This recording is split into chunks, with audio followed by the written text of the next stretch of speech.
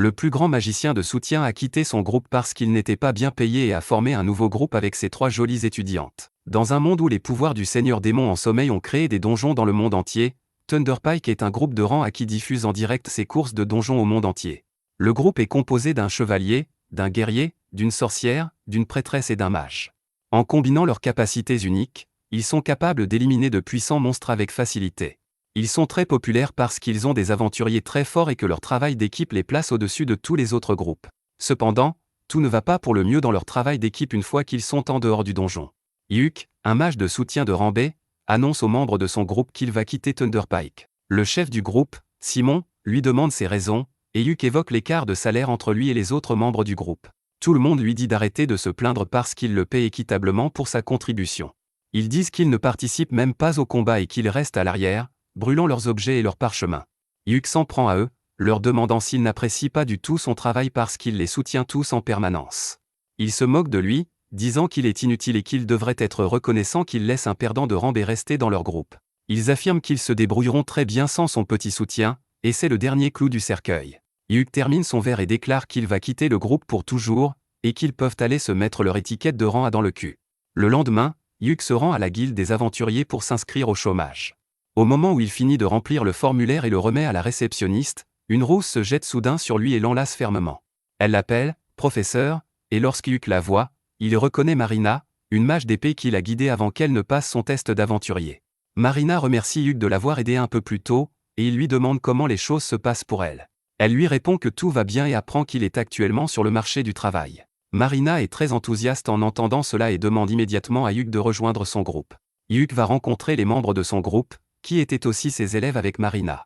La garde elfe Silk et la prêtresse Rin sont toutes deux ravies d'apprendre que Yuk souhaite rejoindre leur groupe, mais elle lui demande s'il est d'accord pour rejoindre un groupe de rang D qui commence tout juste sa carrière. Yuk leur répond qu'il n'y voit pas d'inconvénient, car les groupes de rang A ne lui conviennent plus.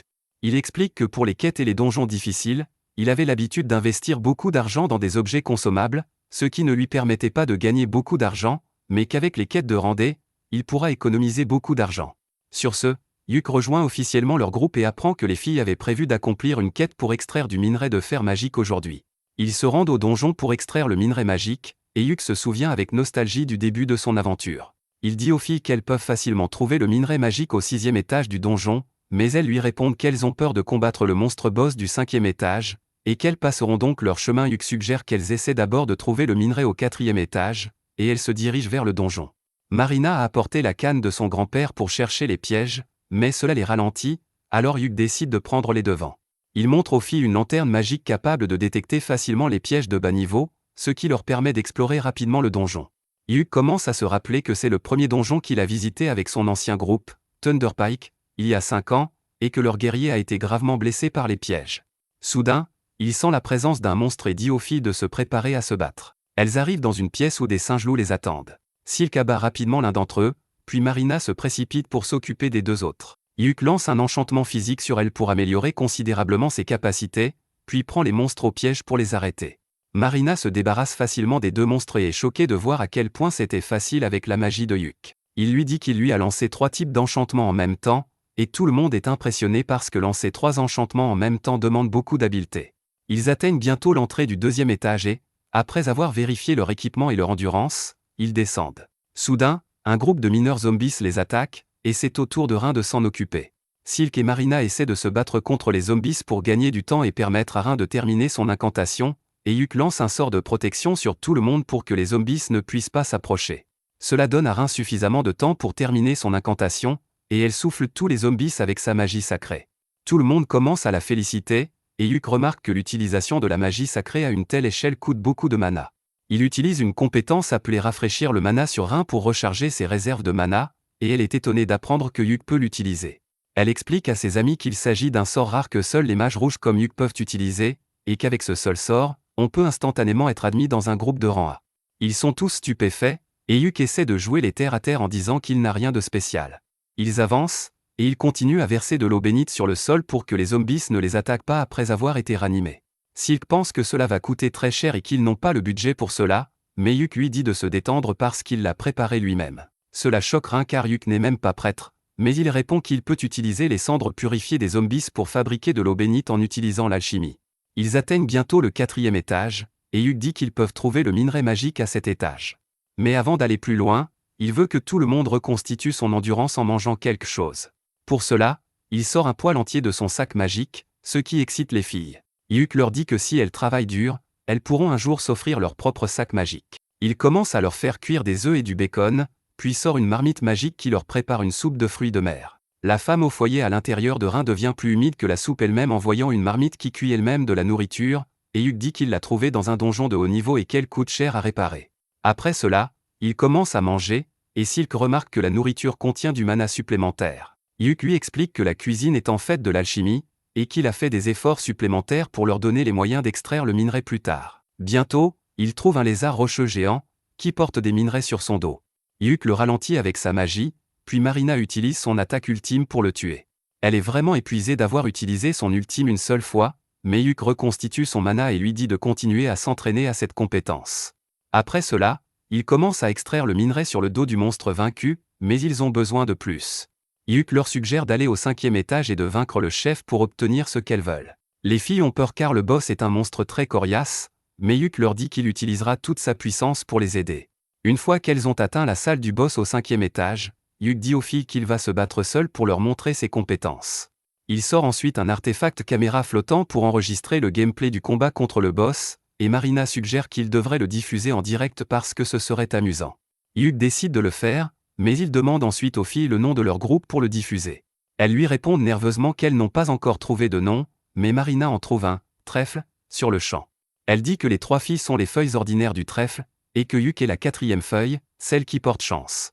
Le nom plaît à tout le monde et Yuk demande aux filles si elles veulent aussi participer à la première diffusion en direct de leur groupe. Elles sont d'accord pour le regarder, alors Yuk s'enchante lui-même et active le mode de diffusion en direct sur la caméra. Il ouvre ensuite la porte de la salle du boss et se rend à l'intérieur pour voir le crabe d'acier géant et hideux. Le crabe l'attaque instantanément, mais Yuk échappe à ses griffes et utilise ensuite 5 sorts d'invalidation pour l'aveugler, l'empoisonner et le paralyser. Le crabe tente d'attaquer sans discernement, mais Yuk utilise la magie de la gravité pour l'écraser instantanément. Il met fin à la retransmission en direct et Marina l'étreint immédiatement, lui brisant presque les os. Yuk met ensuite le crabe dans son sac magique, et ils ouvrent le coffre au trésor qui est tombé après avoir vaincu le boss pour trouver une tonne de trésors et de minerais magiques. Après cela, Yuk et son groupe retournent en ville dans une calèche. Ils se montrent polis et demandent aux filles « Comment évaluez-vous le nouveau membre de votre groupe sur une échelle de 1 à 10 ?»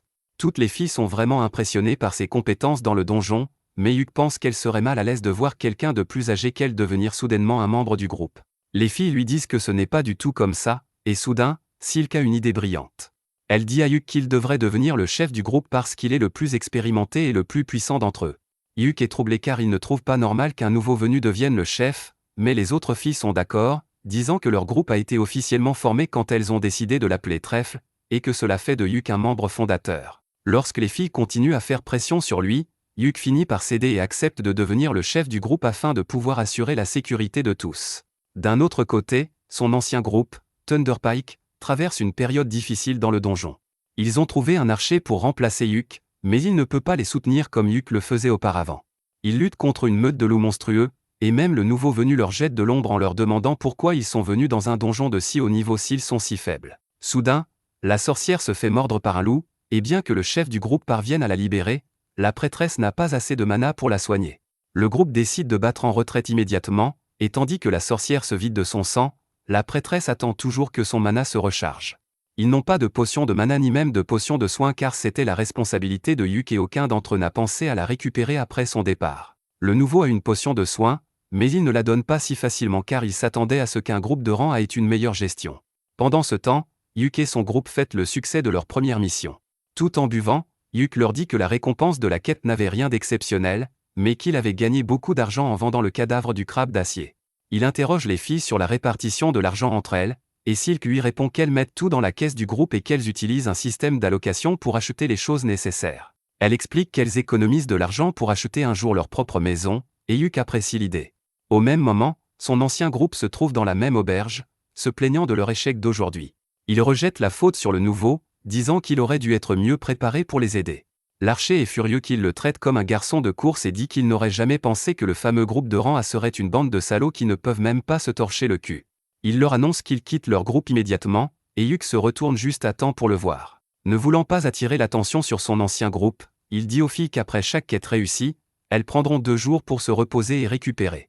Il leur dit qu'il fera des provisions d'objets utiles pendant ce temps, et qu'elles pourront partir pour une autre mission le 3e jour. Soudain, l'auberge commence à diffuser en direct la vidéo de Hyuk battant le crabe d'acier, qui est devenu viral en l'espace d'une demi-journée. Tout le monde s'intéresse à Hyuk et à son groupe parce qu'il a vaincu un monstre boss avec seulement des sorts d'affaiblissement. Cependant, cela énerve les membres de son ancien groupe, qui pensent que Hyuk joue dans la ligue la plus basse pour améliorer son ratio KD. Il s'avère qu'ils ne sont pas les seuls à être jaloux de Hyuk, puisqu'un noble gros et le maudit également de loin. Quoi qu'il en soit, 3 jours plus tard, Hyuk se rend à la guilde pour choisir une quête assez facile pour les filles, mais avec une bonne récompense, et la réceptionniste lui suggère une quête de rang, c'est pour récupérer des pierres magiques dans une chute d'eau.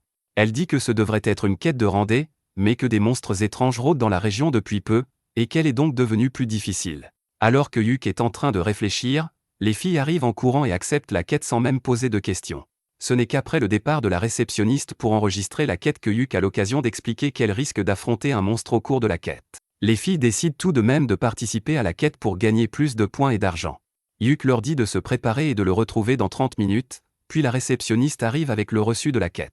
Elle dit à Hyuk de retransmettre en direct ses combats de quête, car il est devenu une petite célébrité depuis sa dernière retransmission en direct. Il quitte alors la guilde et sent immédiatement que quelqu'un le suit.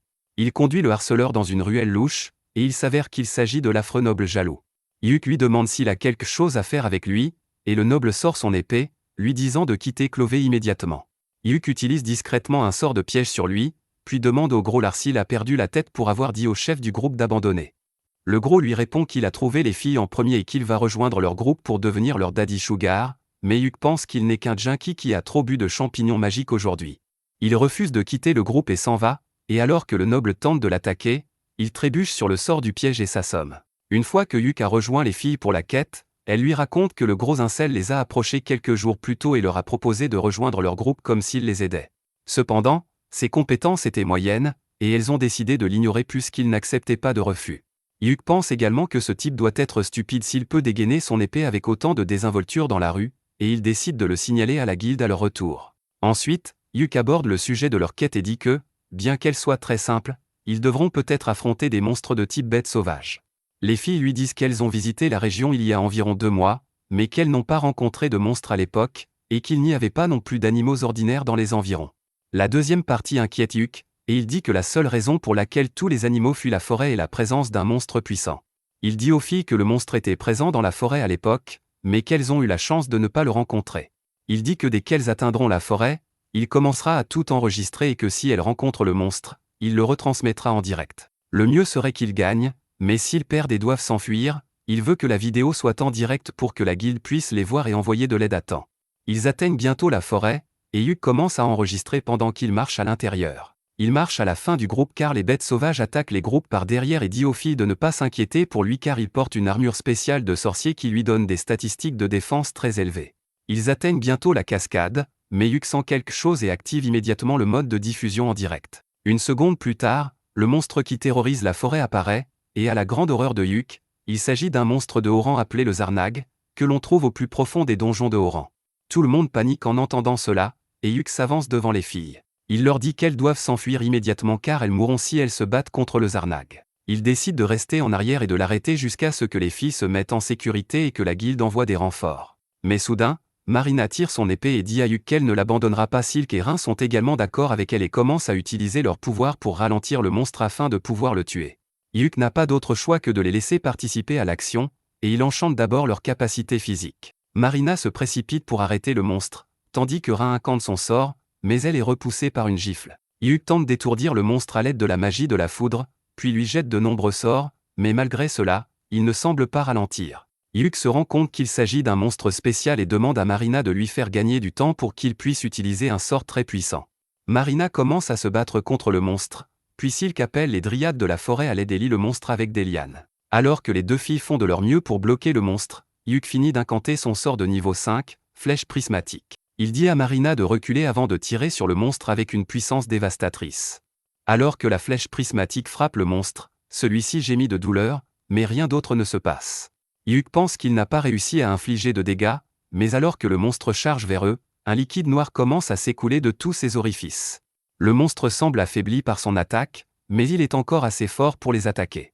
Rin décide alors de l'achever avec une puissante attaque magique. Elle utilise le sort de niveau 5, Foudre, pour frapper le monstre, mais malgré cela, il ne tombe pas.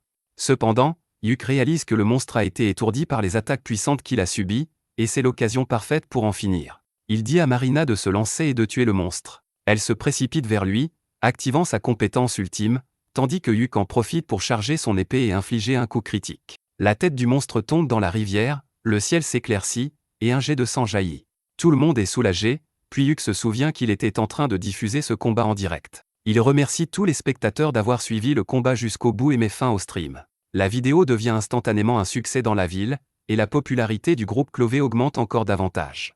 Cependant, le leader de l'ancien groupe de Yuk est furieux à cause de cela. Pendant ce temps, Yuk se sent étourdi après avoir utilisé trop de mana lors du combat. Derrière lui, les filles discutent avec excitation de leur combat, et Yuk pense que cette vidéo donnera un énorme coup de pouce à leur carrière. Il s'approche d'elles, les félicite pour la mission réussie, mais ajoute qu'il va les punir pour ne pas avoir écouté ses ordres plus tôt. Les filles le confrontent, disant qu'elles vont aussi lui faire la leçon parce qu'il prévoyait de se sacrifier tout à l'heure, et elle n'aurait jamais permis que cela arrive. Yuk réalise que c'est un match 1 contre 3, et qu'il ne peut pas gagner contre les filles, alors il dit qu'ils reviendront plus tard sur les erreurs commises. Peu après, ils atteignent le lac où ils doivent accomplir leur mission, mais les filles ont envie de se baigner. Yuk leur dit de profiter de l'eau pendant qu'il installe le campement. En entendant les filles s'éclabousser joyeusement, il se souvient comment il les entraînait pour en faire des aventurières il y a seulement 6 mois. Il leur parlait sans cesse des moyens de s'améliorer et de renforcer leur groupe, mais il avait toujours le sentiment qu'elles formeraient une excellente équipe. Il est encore surpris d'avoir fini dans le même groupe qu'elle et pense que la vie est vraiment imprévisible. Quelques jours plus tard, Yuk et les filles sont convoquées par le maître de guilde, et les filles sont anxieuses à propos de cette réunion. Yuk pense que le maître de guilde veut parler du monstre de haut niveau qu'ils ont vaincu dans la forêt, car une quête aussi dangereuse n'aurait pas dû être confiée à un groupe de randés comme le leur. Il pense que normalement, n'importe quel maître de guilde les féliciterait, mais il sait que le vieil homme qui dirige cette guilde n'est pas normal. C'est alors que le maître de guilde Benwood arrive et confronte immédiatement Yuk, lui disant qu'il a vraiment fait quelque chose de gênant cette fois. Yuk lui répond que ce n'est pas de sa faute, et Benwood lui demande sévèrement de lui dire ce qu'il n'a pas mentionné dans le rapport. Son ton effraie les filles, et Yuk s'emporte contre le vieil homme pour les avoir intimidées. Cependant, c'est exactement ce que le maître de guilde attendait, et il dit à Yuk qu'il aurait dû arrêter de parler poliment plus tôt s'il voulait qu'il cesse de faire peur. Benwood s'assoit ensuite et demande à tout le monde de s'asseoir également. Il demande à Yuk de répondre à sa question maintenant et de lui dire ce qu'il pense du monstre qu'il a rencontré dans la forêt. Yuk lui dit que les indices montrent qu'il s'agissait d'un cas de débordement, mais pas du genre qu'on trouve dans les H-animes. Benwood s'inquiète en entendant cela et demande à la réceptionniste de générer une quête d'investigation. Pendant ce temps, Marina demande à Yuk ce qu'est un débordement, et il explique que cela se produit lorsqu'un catalyseur fait sortir des monstres des donjons. Si les choses empirent, cela peut conduire à une ruée où une immense armée de monstres détruit tout sur son passage. Les filles sont inquiètes en entendant cela, mais Benwood leur dit que la guilde s'occupera de l'enquête. Il s'incline ensuite devant eux et s'excuse de les avoir mis en danger.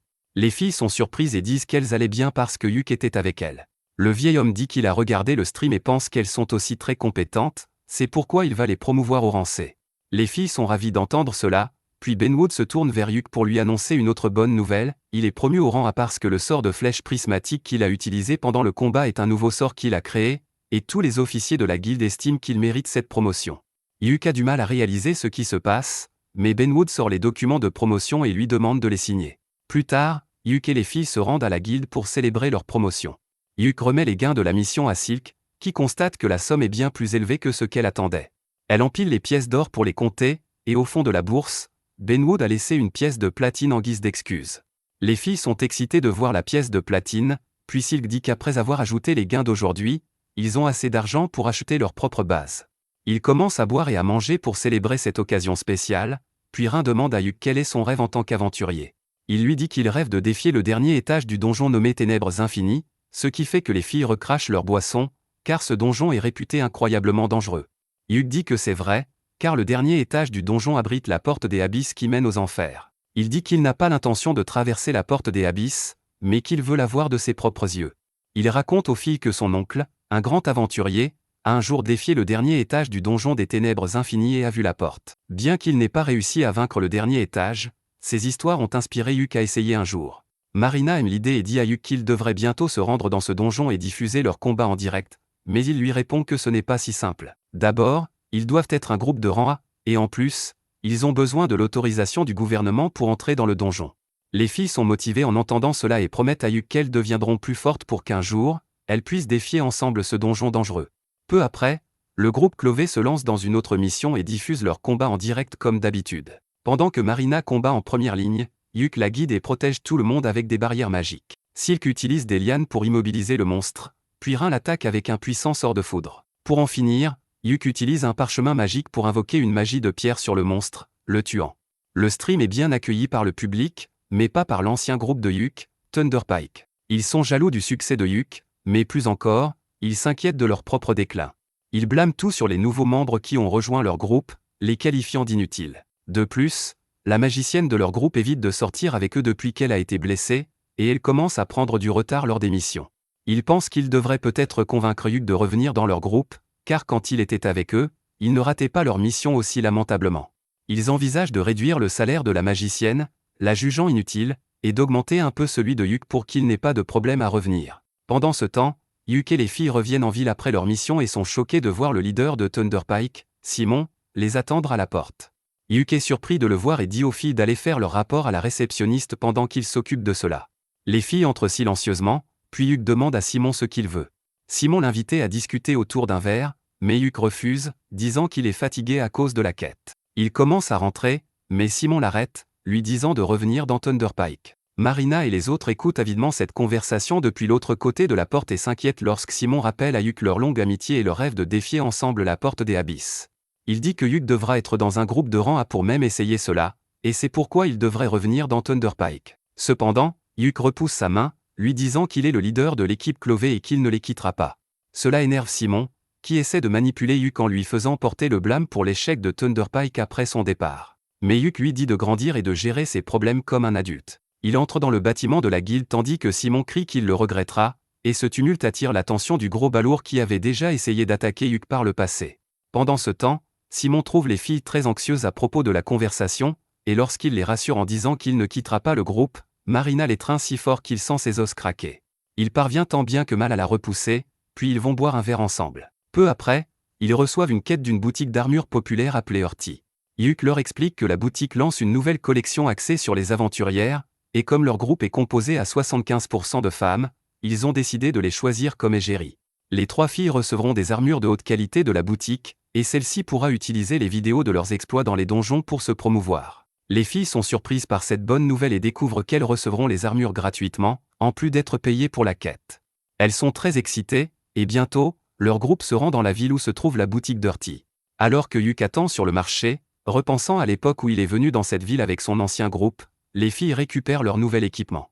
Elles reviennent en courant pour montrer leur nouvelle tenue à Yuk, et il sent son sang affluer vers son 3e membre. Il leur dit qu'au lieu de diffuser leur combat en direct cette fois, ils devront remettre l'enregistrement à Hurty comme convenu dans la quête. Il commence à enregistrer, puis son groupe entre dans le donjon. Yuk explique aux filles que ce donjon ne fait que 4 étages, mais que son dernier niveau abrite la porte d'un donjon plus grand, et que leur objectif est d'atteindre ce second donjon. Ils arrivent dans une grande salle, et Yuk ramasse une pierre qu'il jette en bas pour montrer aux filles qu'une distorsion spatiale empêche quiconque de prendre des raccourcis ici. Il leur demande de faire attention à ne pas tomber dans les escaliers. Alors que Marina et Silk acquiescent immédiatement, Rin semble contrarié par Yuk, et il ne comprend pas ce qu'il a fait de mal. Marina et Silk lui disent qu'il n'a pas assez fait attention à Rin plutôt parce qu'elle est plate comme la terre, et Yuk remarque immédiatement le nouveau ruban dans ses cheveux. Il dit à Rin qu'elle est mignonne avec ce ruban qui correspond à la couleur de ses cheveux, et cette Neddy au rougit et l'étreint immédiatement. Avec cela, ils descendent au niveau suivant du donjon, et Yuk détecte bientôt un piège à l'aide de sa lanterne magique. Il touche le piège avec la canne de sa grand-mère, et soudain, des lances jaillissent des 4 murs. Il passe entre les lances et rencontre bientôt le premier monstre du donjon. C'est un groupe d'orques, et Silk dégaine furieusement son arc, car les elfes détestent les orques comme les chrétiens détestent les gays. Yuk lui dit de se calmer, car sa colère pourrait briser leur formation, mais il l'assure qu'ils vont exterminer ces monstres hideux. Il évalue que les orques ressemblent à des soldats de bas niveau, mais qu'ils sont plus organisés qu'il ne l'aurait imaginé. Il demande à Rin de charger une puissante attaque magique pour les frapper tous en même temps, puis dit aux 2 autres filles de se préparer à achever les survivants. Yuk lance un sort d'enchantement sur tout le monde, puis Rin envoie une attaque de feu dévastatrice qui brûle les orques. Ensuite, Yuk utilise un parchemin magique pour les écraser sous des rochers, et Silk le soutient en tirant sur les orques. Ils parviennent à en tuer 2, et les 2 orques restants se ruent vers eux. Yuk utilise un sort de paralysie pour les ralentir, puis Marina charge en avant, utilisant son attaque ultime pour vaincre un orc. Silk tire sur l'autre orc pour le distraire, puis Marina l'attaque également, lui fendant le crâne d'un coup. Yuk s'approche des orcs morts pour récupérer leur pierre magique et demande à Silk si elle s'est calmée. Elle s'excuse pour s'être énervée en voyant les orcs, mais Yuk comprend que cela fait partie de son ADN d'elfe. Silk est heureuse de l'entendre, et c'est alors que Marina arrive avec un parchemin endommagé qu'elle a trouvé sur l'un des orcs. Yuk constate que c'est un artefact capable de révéler les capacités cachées d'un aventurier. Il dit qu'ils ne peuvent pas l'utiliser maintenant car il est endommagé, mais qu'il peut le réparer avec ses compétences en alchimie. Il dit aux filles que l'une d'elles pourrait l'utiliser au lieu de le vendre, car cela améliorerait leur talent et pourrait même débloquer une nouvelle classe de métier. Silk et Rin disent toutes les deux qu'ils devraient laisser Marina l'utiliser, car elle n'a qu'une seule classe de métier.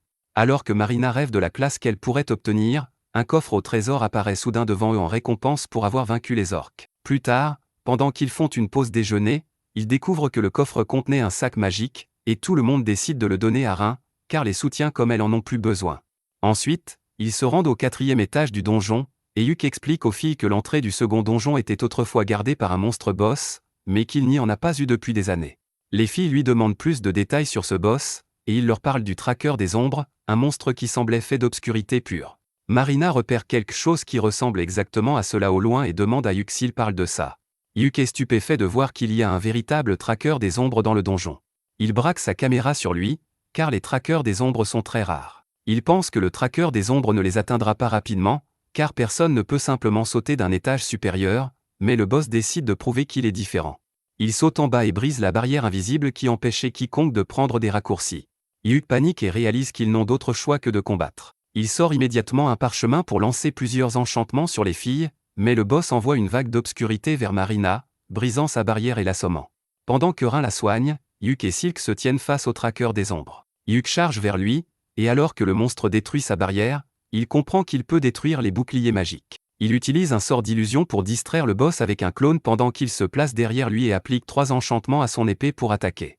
Cependant, alors qu'il est sur le point de frapper, le boss utilise un sort de malédiction pour geler complètement son corps. Yuk réalise que ce monstre est vraiment fort et intelligent, et qu'ils n'ont aucun moyen de le vaincre. Il veut dire aux filles de fuir, mais son corps est paralysé, et il ne peut même pas prononcer un mot. Les filles paniquent en voyant leur leader terrassé, puis le traqueur des ombres envoie une tempête d'obscurité vers elle. Rin la bloque avec un bouclier sacré, puis Silk invoque de puissantes lianes pour attaquer le boss. Il esquive tout et attaque Silk par derrière pendant que Rin essaie de ranimer Yuk. Heureusement, Marina est de retour. Silk prend le commandement en l'absence de Yuk et dit à Rin d'enchanter l'épée de Marina avec un élément sacré. Rin le fait, et Marina essaie d'attaquer le boss de près, mais il esquive tout. Rin utilise un sort à grande portée pour l'attaquer, mais le boss disparaît et réapparaît près de Marina et Rin, les blessant avec ses griffes acérées. Ensuite, il utilise une puissante magie pour envoyer des rayons d'obscurité sur les filles de tous les côtés, mais alors que tout espoir semble perdu, Yuk reprend ses esprits et utilise un parchemin qui crée un bouclier sacré autour d'elle. Il jette l'artefact de haut niveau qui l'a protégé de dégâts mortels et dit au traqueur des ombres qu'il paiera pour avoir blessé ses filles. Il lance immédiatement 1000 cercles de pièges au sol, et quoi que fasse le monstre, il ne peut pas tous les éviter. Il glisse sans cesse, puis Yuk utilise tous les sorts d'affaiblissement qu'il connaît pour l'affaiblir. Il utilise ensuite un sort de soin pour remettre les filles en pleine forme. Ensuite, Silk utilise un sort de niveau 4 pour lier le boss dans des lianes solides et fait pousser des épines acérées pour le transpercer. Après cela, Marina l'attaque avec son attaque ultime, et enfin, Rin lance un sort de purification pour exorciser le monstre fait d'obscurité. Le combat se termine ainsi, et Marina court immédiatement étreindre Yuk et lui écraser les côtes. Ensuite, Yuk demande à Rin ce qu'elle a appris sur le traqueur des ombres pendant ce combat, et elle révèle qu'il s'agissait d'un zombie avec une densité de mana incroyablement élevée, ce qui ne devrait pas être possible naturellement. Elle pense que c'est un signe clair de débordement, et tout le monde s'inquiète. Marina et Silk suggèrent de commencer un stream pour informer tout le monde, mais Yuk s'y oppose. Il dit qu'ils portent des armures qui n'ont pas encore été dévoilées, et si elles les montrent sans l'autorisation de leurs clients, cela poserait problème. Il pense qu'ils devraient simplement atteindre le second donjon et terminer leur quête pour informer rapidement la guilde. Ils commencent à avancer, mais Rin l'arrête et soigne la blessure sur son visage avant qu'ils ne continuent leur mission. Ils atteignent bientôt la porte du second donjon et terminent leur mission en la touchant. Plus tard, ils retournent en ville, et Yuk fait son rapport à la guilde sur l'existence du traqueur des ombres. Il sort pour dire aux filles qu'elles pourront être interviewées plus tard, donc elles resteront dans cette ville quelques jours de plus. Elles sont très excitées et disent à Yuk qu'elles devraient faire du tourisme pendant leur temps libre, et il accepte volontiers.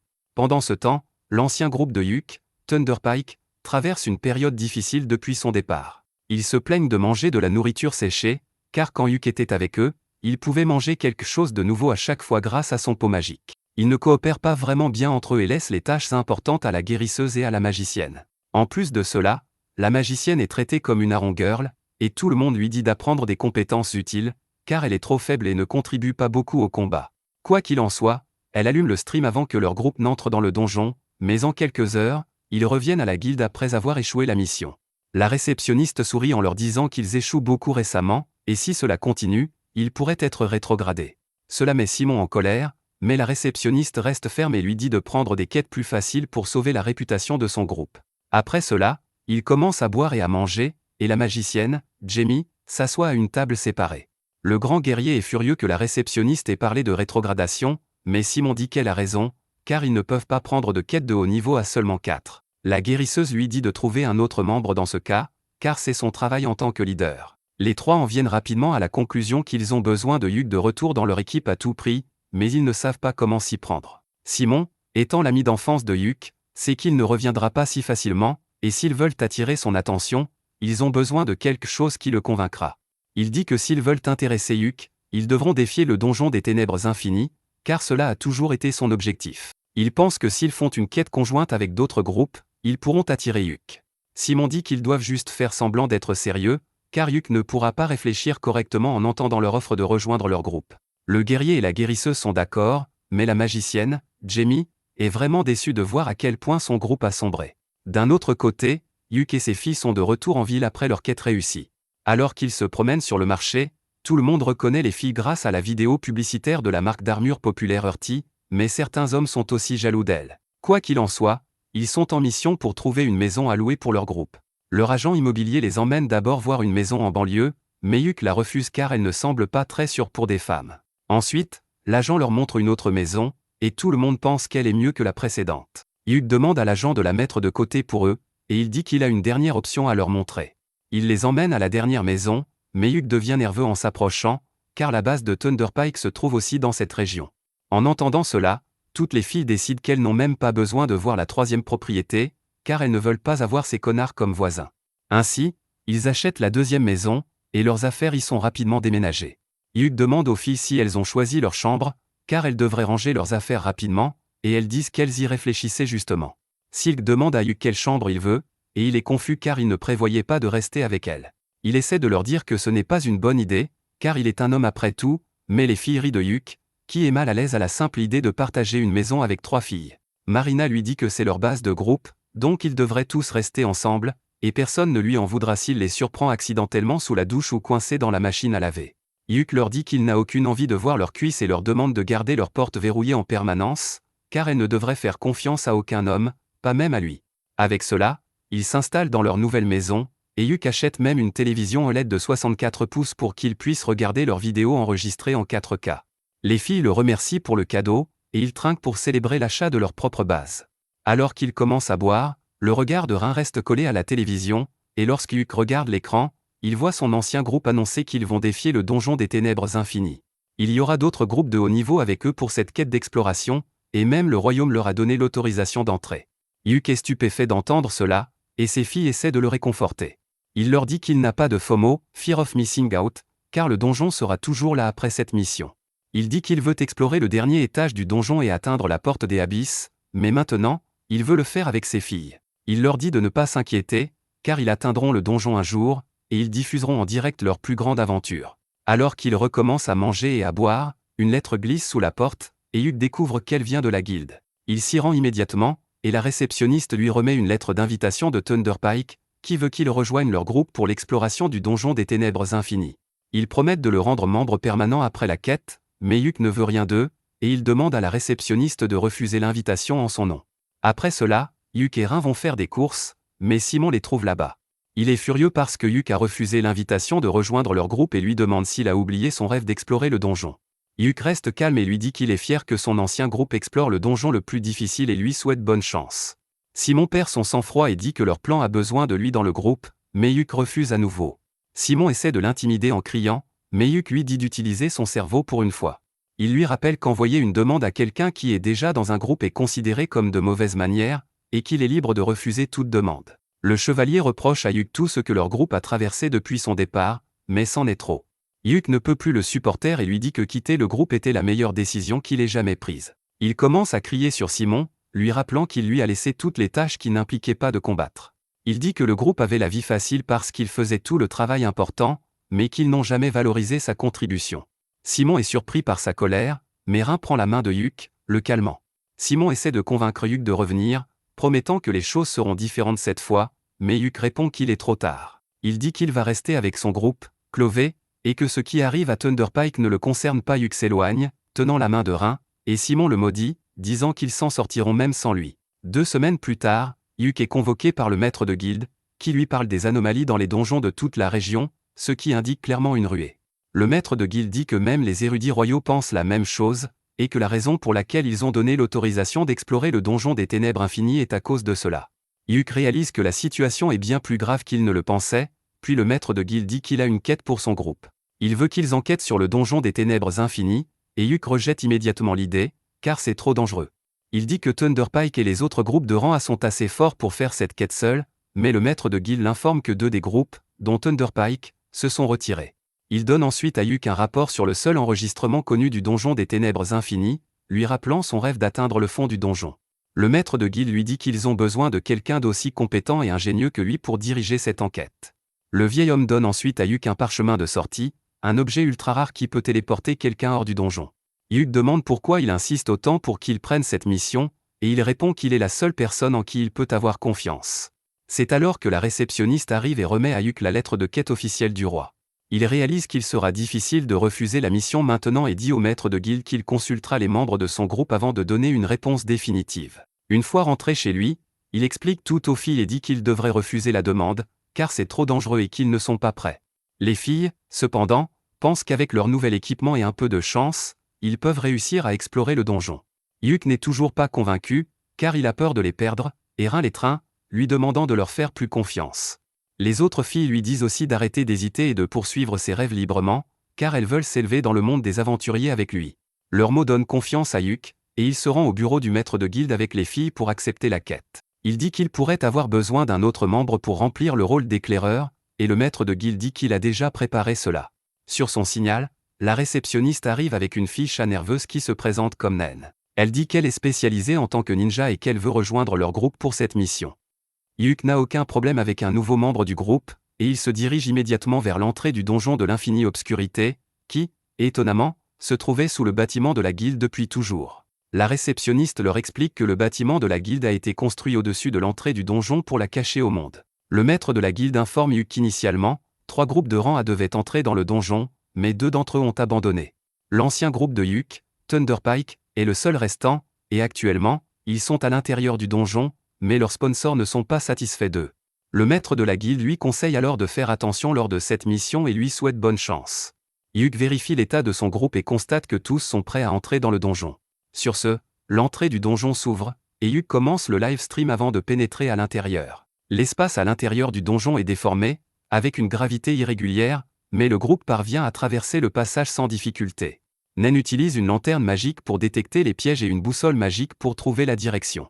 Elle ne détecte aucun piège à proximité, alors elle décide de partir en éclaireuse pour explorer la zone avant que les autres ne la rejoignent. Pendant ce temps, les filles demandent à Yuk ce qu'il ressent après être entré dans le donjon de l'infinie obscurité dont il a toujours rêvé.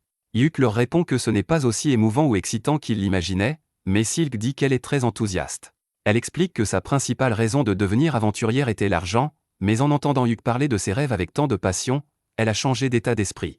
C'est pourquoi elle est très excitée de se trouver dans ce donjon aux côtés de Yuk, car il est très proche de réaliser son rêve. Yuk est ravie d'entendre cela, et c'est à ce moment que Nen revient avec son rapport. Elle n'a rien trouvé de dangereux au premier étage et a même localisé l'entrée du premier niveau, mais c'est encore plus étrange, il y a un navire englouti au milieu d'une forêt au premier étage. Yuk continue d'examiner les alentours pour repérer quelque chose de suspect ou d'inhabituel. Il informe les filles que Thunderpike a déjà atteint le 8e étage du donjon. Marina trouve cela trop lent, car ils ont commencé leur exploration il y a 2 semaines. Yuk explique que leur rythme sera encore plus lent, car ils doivent simplement enquêter sur le donjon pour repérer toute anomalie. Ils vont tout diffuser en direct pour que les érudits de l'Académie royale puissent identifier les problèmes ou les éléments suspects. C'est alors que Nen arrête tout le monde, car son miroir magique lui montre qu'un monstre est à proximité, et ils ne peuvent pas l'éviter. Il tombe bientôt sur le monstre, et Yuk demande à Rin de l'attaquer avec un sort offensif compact et à Silk de viser sa tête. Il sort ensuite une énorme arbalète de son inventaire et la donne à Marina pour qu'elle puisse également attaquer le monstre à distance. Rin commence à incanter un puissant sort, et pendant qu'elle prend son temps, Yuk utilise sa magie spéciale, le missile prismatique, pour frapper le monstre à tête de requin. Cela ne fait pas beaucoup de dégâts, et le monstre commence à se diriger vers eux, alors Marina lui tire une flèche, lui transperçant la poitrine. Le monstre devient furieux à cause de cela, et Rin le frappe ensuite avec un sort de feu, l'enflammant. Le monstre tient toujours debout, alors Silk lui tire 3 flèches. Voyant qu'il lutte encore pour rester debout, Yuk se place devant les filles pour les protéger, mais après quelques secondes, le monstre finit par tomber. Nen est impressionnée, car elle n'a même pas eu l'occasion de montrer ses compétences, et en plus, elle a vu le sort unique qui a rendu Yuk célèbre. Après cela, ils atteignent la zone de sécurité, et Yuk met le live stream en pause pendant que tout le monde se repose et récupère ses forces. Ensuite, Yuk attire l'attention de tous sur le coffre au trésor devant eux et suggère de l'ouvrir hors caméra pour éviter toute controverse.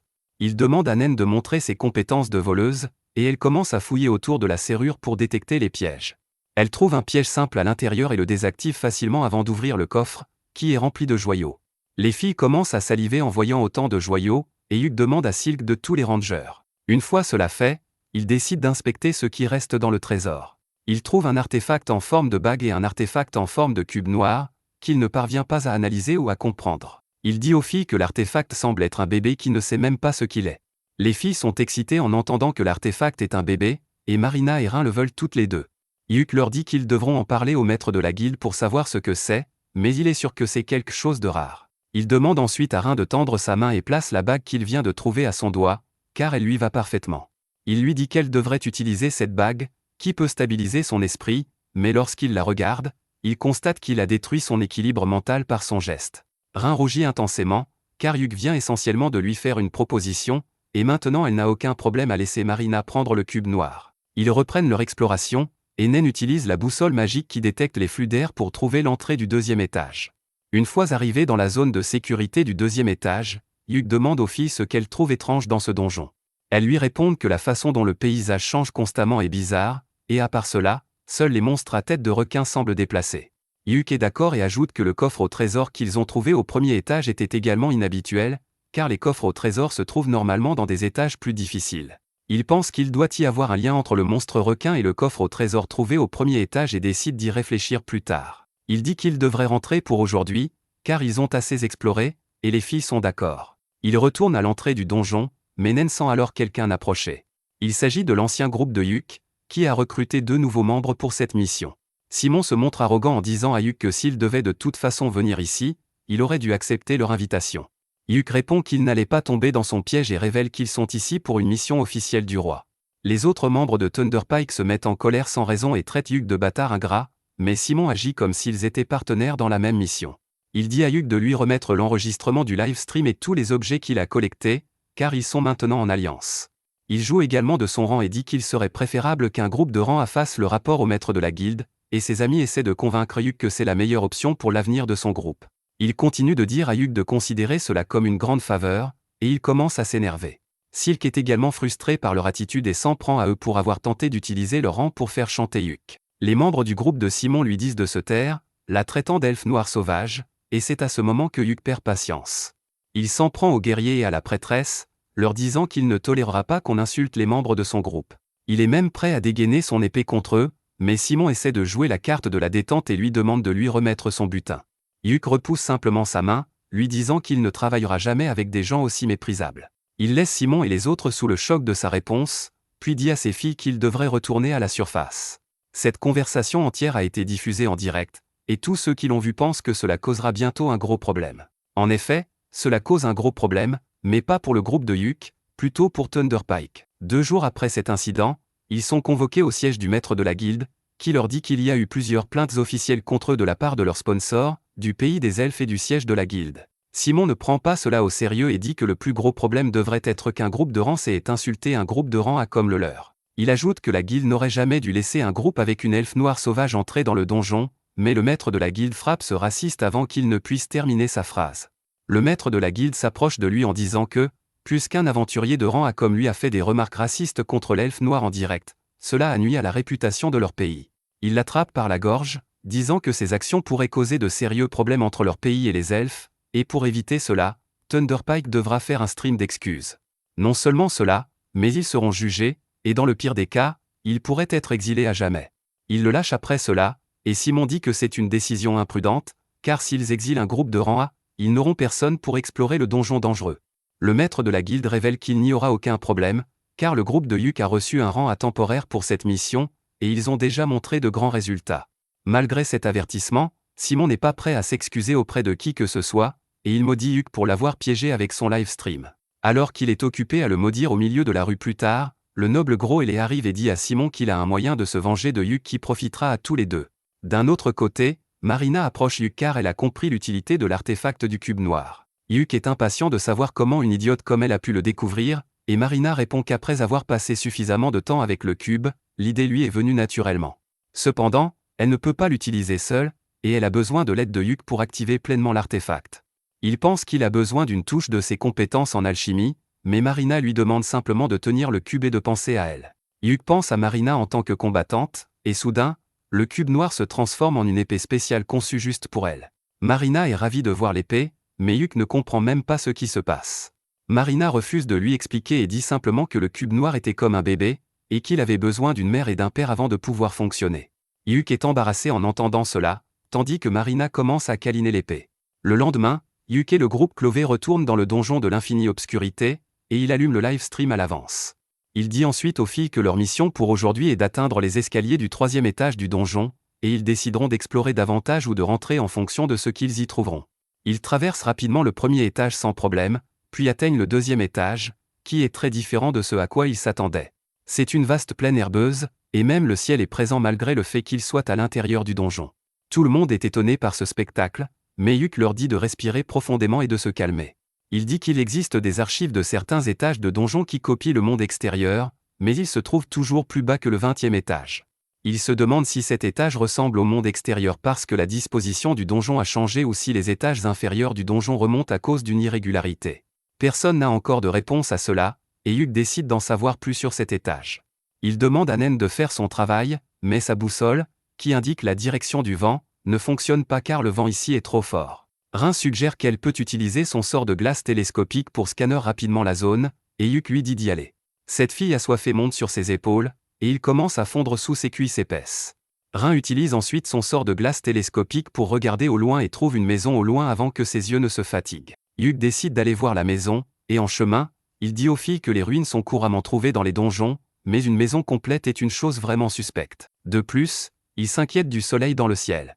Il pense que c'est une sorte d'artefact qui leur donne de la lumière et de la chaleur, mais s'il est conçu pour fonctionner comme le vrai soleil, il pourrait se coucher lorsque la nuit arrive. Il pense que cela pourrait être l'un des mécanismes de l'étage du donjon et suggère qu'ils agissent pendant que le soleil brille encore. Bientôt, ils atteignent la maison, et, étonnamment, elle semble neuve. Rin ne sent aucune mana provenant de la maison, mais Yuk refuse de croire que c'est une maison normale. Soudain, la porte de la maison s'ouvre, et une vieille femme en sort, tenant un plateau avec du thé et une tarte à la citrouille. Elle traite Yuk et les filles comme des invités et leur demande de venir prendre le thé avec elle, mais ils sont maintenant extrêmement méfiants. Yuk refuse son offre, disant qu'il ne pense pas qu'il devrait entrer dans sa maison car c'est suspect, et la vieille femme dit qu'il ne devrait pas résister car la nuit va bientôt tomber. Au moment où elle dit cela, le jour se transforme en soirée, et la maison commence à grandir. Yuk se sent étrangement attiré par la maison mais s'arrête juste avant d'y entrer, et la vieille dame révèle sa véritable forme, une maman gothique. Elle dit à Yuk qu'il est intelligent d'avoir réalisé qu'entrer aurait été dangereux, puis sa maison grandit encore, se transformant en un château sombre où elle s'assoit sur son trône après s'être transformée en Loli. Yuk réalise que la femme devant eux est Perséphone, la souveraine des enfers. Perséphone est à nouveau impressionnée par son intelligence et dit qu'elle va piéger son âme et celle de ses amis pour son divertissement pour l'éternité, et qu'ils ne peuvent rien y faire. Yuk s'agenouille soudainement devant elle, la saluant respectueusement et disant qu'il la reverra quand son heure viendra, mais pas aujourd'hui. Perséphone accepte à contre-ségur sa parole, mais elle lui met une marque de malédiction pour lui rappeler constamment sa promesse. Sur ce, Yuk dit aux filles de retourner immédiatement au 1er étage et utilise une magie d'enchantement physique, leur permettant d'atteindre la zone de sécurité avant que la brume sombre du château ne les atteigne. Yuk met fin au live stream, et ses filles lui donnent un miroir pour qu'il puisse voir la marque de malédiction sur son visage. Rin l'examine et constate que c'est bien au-delà de son niveau, et Yuk lui dit qu'il visitera le temple dès leur retour à la maison pour essayer de faire quelque chose. Il commence à déjeuner, et Yuk explique aux filles qu'il venait de se trouver sur le territoire de Perséphone, mentionné dans les anciens mythes, où le jour est comme sur terre, plein de vie, mais lorsque la nuit tombe, cela devient les enfers, et tout s'inverse. Yuk émet soudain une théorie selon laquelle les enfers se trouvent dans le donjon et dit que cela doit être à cause de la porte des abysses située à la fin du donjon. Il dit que différents mondes sont connectés les uns aux autres à travers la porte des abysses, et l'infinie obscurité doit être un donjon spécial capable de reproduire ces mondes en son sein. Il pense que le monde de Perséphone est l'un de ces mondes, mais le plus grand mystère est comment quelque chose d'aussi dangereux se trouve au 2e étage du donjon. Soudain, Yuk émet une autre théorie selon laquelle ils ne sont peut-être pas allés au 2e étage, mais au 30e étage, qui est le dernier étage exploré du donjon. Rin semble être d'accord avec lui, et elle dit que peut-être les escaliers les font sauter plusieurs étages et les amènent à des étages aléatoires au lieu de suivre l'ordre normal. Yuk se demande s'il devrait utiliser le parchemin de sortie pour se téléporter à l'extérieur immédiatement, mais les filles suggèrent qu'ils devraient récupérer leur force et essayer d'atteindre l'étage supérieur avant de prendre une mesure extrême. Yuk écoute leurs suggestions, et tous vont dormir. Le lendemain, Yuk ouvre les yeux en entendant la voix de Simon et constate qu'il est ligoté. Il ne comprend pas ce qui se passe, et Simon lui dit qu'il l'a suivi ici pour régler ses comptes avec lui. Il dit à Yuk de ne rien tenter, car son groupe a ses filles en otage, et ils ont même mis un collier d'esclave autour du cou de Rin, qu'il a obtenu de l'un de ses sponsors. Yuk lui dit que si cela s'ébruite, il sera arrêté, mais Simon s'en moque, car il est déjà au fond du gouffre. Il dit à Yuk qu'il y a un moyen pour que les filles ne soient pas blessées, et cela implique qu'il signe un contrat stipulant que Clovey et Thunderpike avaient formé une alliance lorsque la mission a commencé, et que les remarques racistes contre les elfes étaient courantes chez Clovey. Thunderpike faisait simplement ce qu'ils font, donc la racine du problème est Yuk, qui a tout déclenché. Selon le contrat, Yuk va assumer la responsabilité de tout, et tout son groupe sera absorbé par Thunderpike pour couvrir les dommages qu'ils ont causés. Yuk est horrifié en lisant tout cela, et il dit qu'il pensait que Simon était juste un idiot, mais il s'avère être un parfait connard. Simon le frappe pour avoir dit cela, puis commence à le piétiner avec colère, disant que s'il ne se conforme pas, il donnera à toutes les filles de son groupe les MST qu'il a, puis les tuera. Il dévie ensuite du sujet et commence à maudire Yuk pour les malheurs de son groupe tout en continuant à le battre. Le guerrier de Thunderpike dit à Simon d'arrêter de perdre son temps et de partager les filles avec lui, et pour éviter cela, Yuk décide de signer le contrat. Cependant, alors qu'il est sur le point de signer, le donjon commence à trembler, et le sol s'effondre soudainement. Simon et ses amis tombent en premier, et lorsque Yuk va aider ses filles, il constate que Simon a pris son sac magique. Il ne peut rien faire dans ce cas, et le sol sous eux s'effondre également. Cependant, la magicienne Jamie, qui a du mal à suivre les salopards de Thunderpike, utilise un sort pour ralentir leur chute. Yuk la remercie de les avoir sauvés, et Simon ne peut s'empêcher de la maudire. Juste à ce moment, une horde d'or apparaît, et Jamie donne immédiatement à Simon son sac magique avant de se réveiller et de libérer ses filles. Simon utilise un parchemin pour tenir les ors à distance, puis décide d'utiliser le parchemin de sortie pour s'échapper. Il demande à Jamie d'amener Simon et les autres à portée, et elle demande s'il en est sûr après tout ce qu'ils lui ont fait. Yuk dit que la loi décidera de ce qu'il faut faire d'eux, mais Simon a d'autres plans. Il prend Rin en otage et dit à Yuk de le sauver s'il veut revoir la fille. Les ors commencent à les attaquer, et Marina et les autres filles les retiennent. Simon dit à nouveau à Yuk de le sauver, mais Jamie le plaque par derrière, permettant à Rin de s'échapper. Simon la frappe et commence à marcher vers Yuk comme un fou furieux, abandonnant même les membres de son groupe qui ne peuvent pas bouger. Jamie tire une balle magique sur son genou pour l'empêcher de blesser Yuk davantage. Yuk lui demande de venir maintenant, mais elle refuse, décidant d'accepter son sort avec son ancien groupe. Simon essaie d'ordonner à Rin à travers le collier d'esclave de lui obéir, mais Yuk téléporte son groupe avant que cela n'arrive. Simon, frustré et désespéré, décide d'injecter un jus de muscle interdit dans son corps pour combattre les ors qui l'entourent. Peu après, Yuk et son groupe rentrent chez eux, et ils trouvent une pierre d'enregistrement laissée dans le sac de Yuk. Elle contient un message de Jamie, qui veut simplement s'excuser auprès de Yuk pour tout. Elle dit que Yuk a toujours fourni les médicaments nécessaires à son frère malade, et qu'elle l'a harcelé pour qu'il les lui donne gratuitement sans savoir combien ils étaient chers. Elle se sent pathétique à ce sujet et dit qu'elle n'a compris la valeur de Yuk qu'après qu'il ait quitté son groupe. Elle pense que si elle s'était excusée sincèrement plus tôt, il aurait pu lui pardonner et même la laisser rejoindre son groupe. Maintenant, elle pense qu'il est trop tard pour quelque chose comme ça, et c'est pourquoi elle enregistre ce message pour se racheter de ses actions passées. Soudain, Simon crie son nom, et elle met fin brusquement à l'enregistrement, mais pas avant de révéler que la liste des méfaits de Thunderpike est enregistrée sur la pierre magique.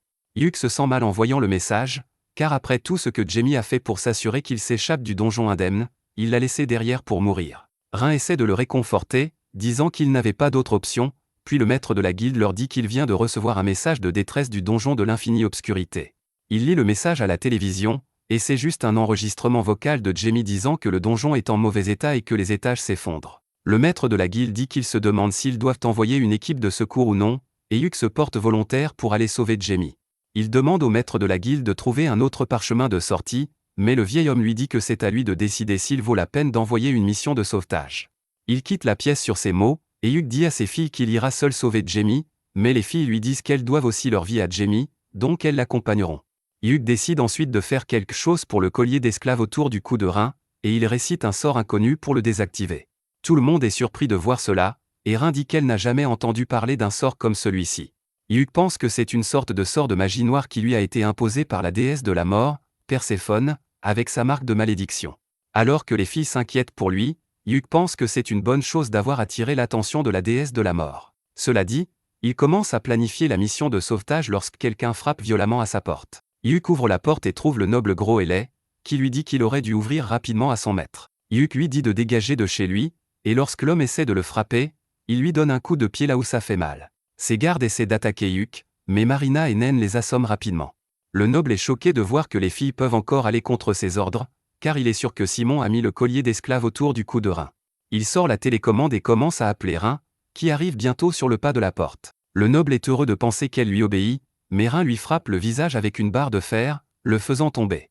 Rein accepte de laisser le salaud en vie pour cela, mais elle met le collier d'esclave autour de son cou et prend la télécommande, lui disant que s'il essaie de l'approcher à nouveau, il mourra de la manière la plus douloureuse et embarrassante possible. Le noble essaie de s'expliquer, mais elle se tient simplement à côté de Hugh et lui tient la main, disant qu'elle lui appartient maintenant.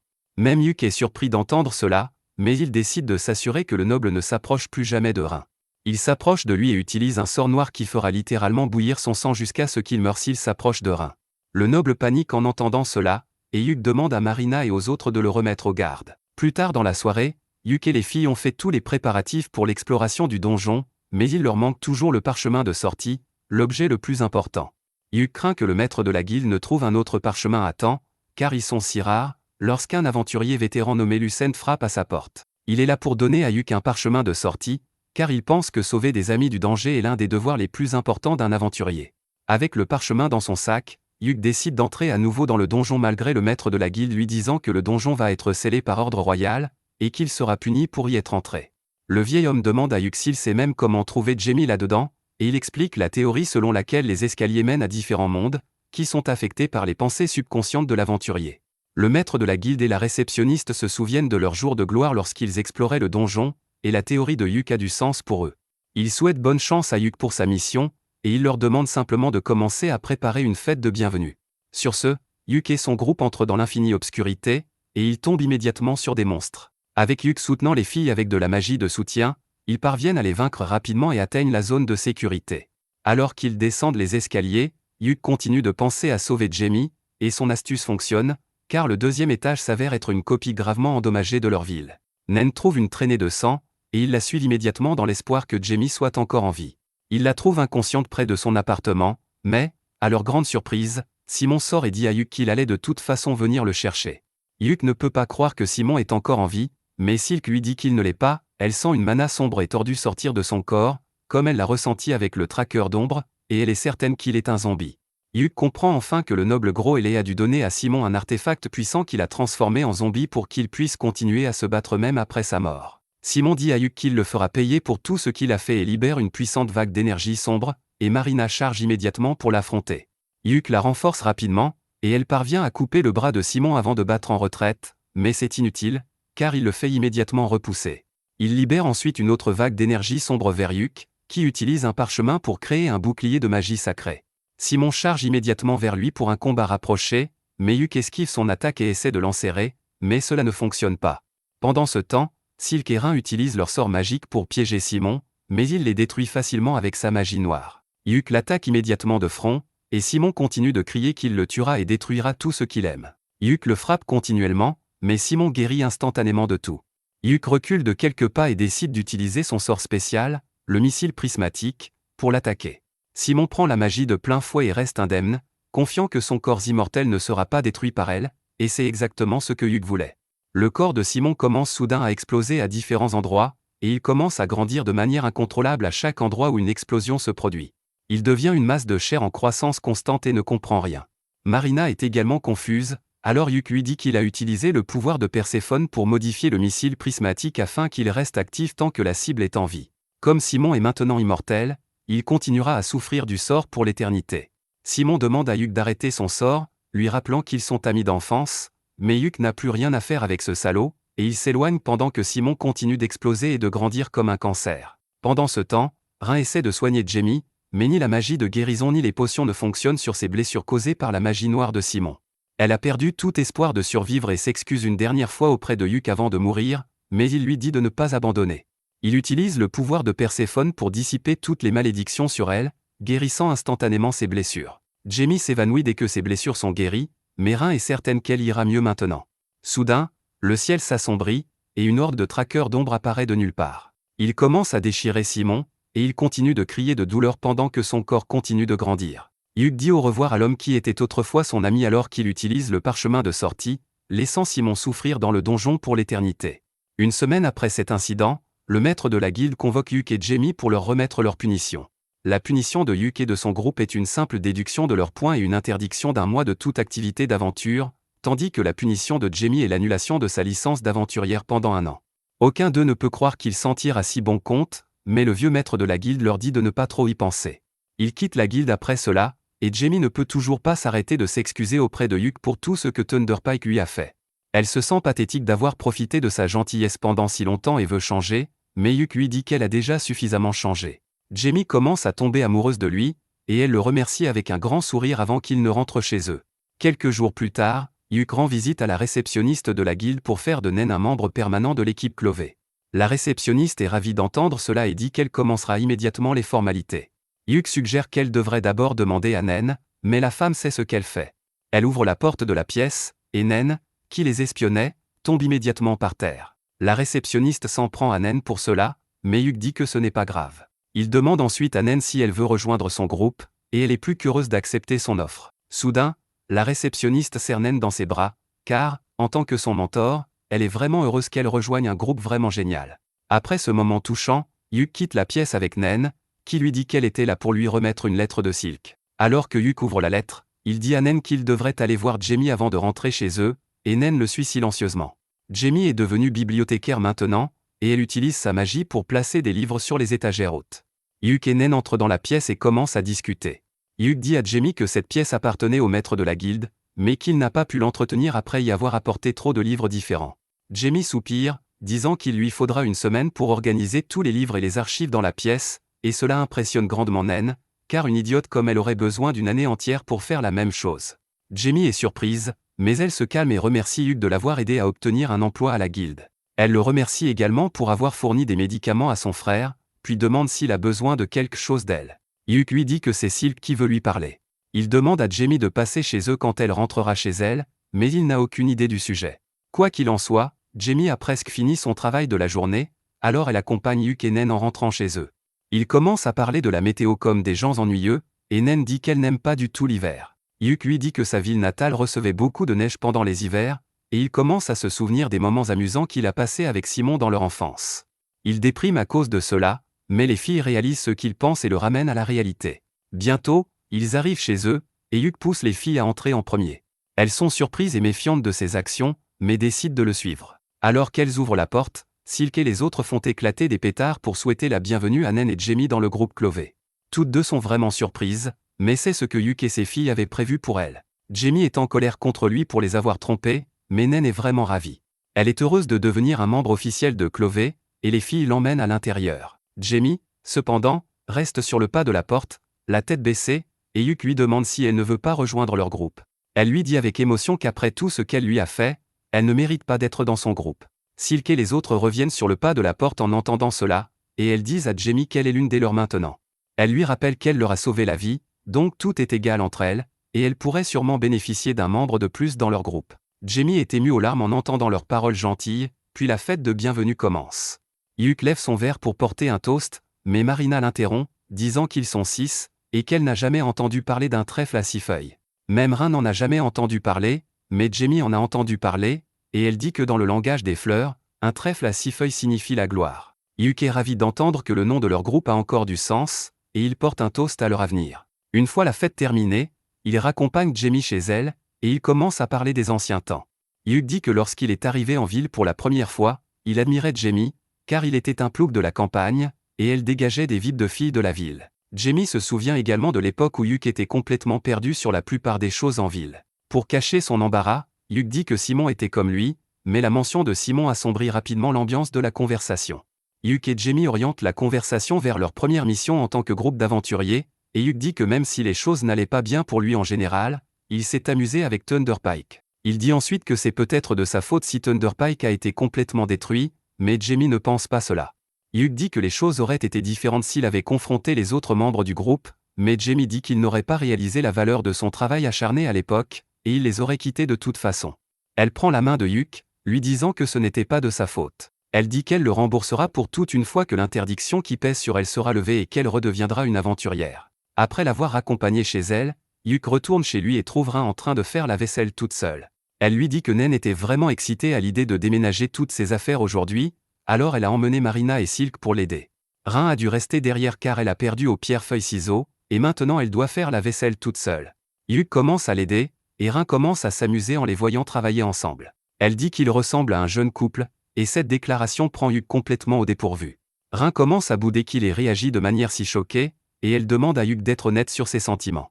Il lui tient soudain la main, et ils rougissent tous les deux alors que Hugh dit qu'il ne sait pas quoi faire. Après s'être regardé pendant un moment, Rin l'embrasse sur la joue, lui disant que c'est ainsi qu'elle se sent, et lui demande de lui donner sa réponse plus tard. Hugh est complètement bouleversé maintenant, mais avant qu'il ne puisse réagir, Naine et les autres reviennent. Ils appellent Hugh pour les aider à déplacer les objets lourds, et il s'enfuit, toujours rouge.